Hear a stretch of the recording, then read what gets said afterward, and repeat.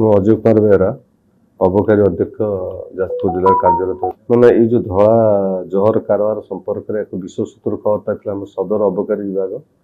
ତା ସଙ୍ଗେ ଏବଂ ଆମର ମୋବାଇଲ ସ୍କ୍ୱାଡ୍ ଯିଏ ଅଛନ୍ତି ଏ କ୍ରେଡିବୁଲ ସୋର୍ସ ଅଫ ଇନଫର୍मेशन बेस करके हम दुईटी टीम गठन करथिलु जो टीम रे थिले हमर दुईटी इन्स्पेक्टर 4टी सब इन्स्पेक्टर एवं 4टी उर्ध्व एएसए विथ अदर स्टाफ थिले एवं तो पीछा करथिले से ऑटो जोगे 3 जण आस्तले प्राय मासे पूर्व तक ट्रैकिंग नैथिले तो हठात आज जो खबर आसला से जाई कि पाटपुर एवं तारिणी छक से इंटरसेप्टेड करथिले जाफल से सेठर अटकी सर्च कला फल 3 जण आसेमटू जन हूँ तापस कुमार साहू 20 ग्राम जबत होती ब्राउन सुगर श्रावणी नायक